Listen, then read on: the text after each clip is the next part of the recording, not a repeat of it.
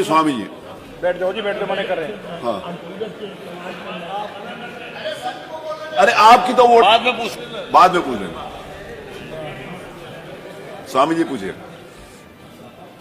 हे बोल लो। ज्ञानवान, हम समझ गए थे। बुद्धिमान, बात के धनी, सत्यवादी, सुदर्शन चक्रधारी, विधानसभा को शानदार बनाने वाले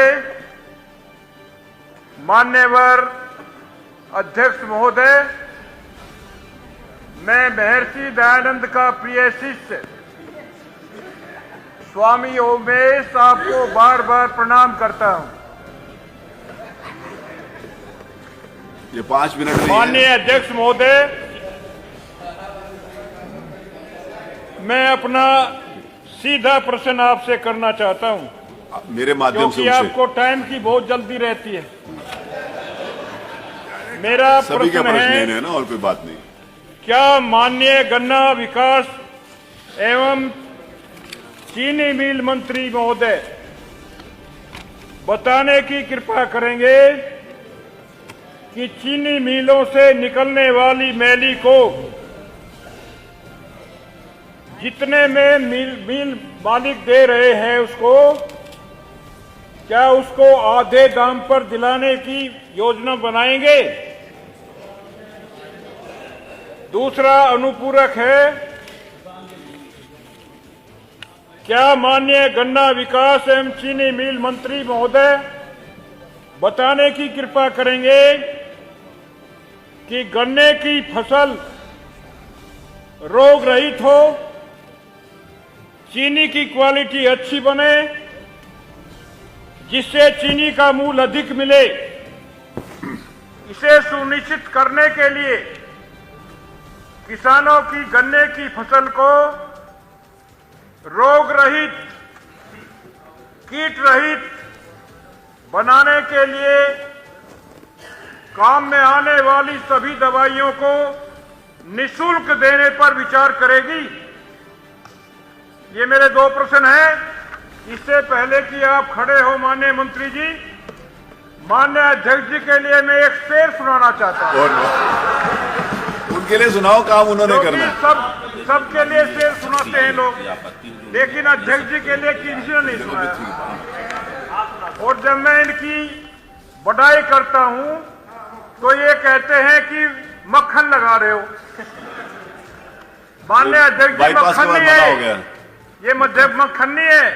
मैंने एक दिन माननीय योगी जी से ये कहा था कि स्टाफ का मामला है, तो उसी बात पर मुझे जो है ये कहने लगे इधर आ जाओ। अगर मैं थोड़ा सा और लगा देता नहीं मक्खन, तो खन्ना जी को उठना पड़ता मुझे वहां बैठाते हुए। इसलिए मक्खन नहीं है, आपकी बड़ाई है। आप हो इस तरह के, आप सुदर्शन चक्रधारी भी हो। इसलिए आपके लिए मैं शेर जो है आपकी नजर करना चाहता हूं। मैंने सोचा था कि मैं ही चाहता हूं आपको, मैंने सोचा था कि मैं ही चाहता हूं आपको, लेकिन आपके चाहने वालों का तो काफिला ही निकला। मैंने सोचा था मैं ही चाहता हूं आपको, लेकिन आपके चाहने वालों का तो काफिला ही निकला। सोचा था कि मैं शिकायत करूंगा उस खुदा से, मगर वो खुदा भी आपका ही चाहने वाला निकला। खुदा भी आपका ही चाहने वाला निकला। मैं मंत्री जी से प्रश्न पूछना चाहता हूं। ये बात उनके लिए बोल दी होती तो उत्तर सही आ जाता। माननीय मंत्री जी,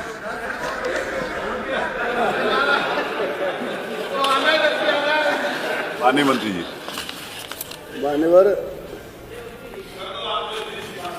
आदरणीय स्वामी जी ने अब कहा तो माननीय अध्यक्ष जी से है ना, वो करेंगे जो निर्देश देंगे वही करेंगे। माननीय स्वामी जी ने पूछा, जितने भी बायो प्रोडक्ट हैं, एक समय वो था जब मिल मालिक पैसे खर्च करके राख और मैली को ढुलवाया करते थे, लेकिन आप तो स्वयं गन्ना के क्षेत्र के हैं। अब तो प्रत्येक जितने भी बायो प्रोडक्ट हैं शुगर फैक्ट्री के, वो सब के सब बिकते हैं और सीधे सीधे उनसे हम 85%, 85% पैसा किसान के खाते में भेजते हैं।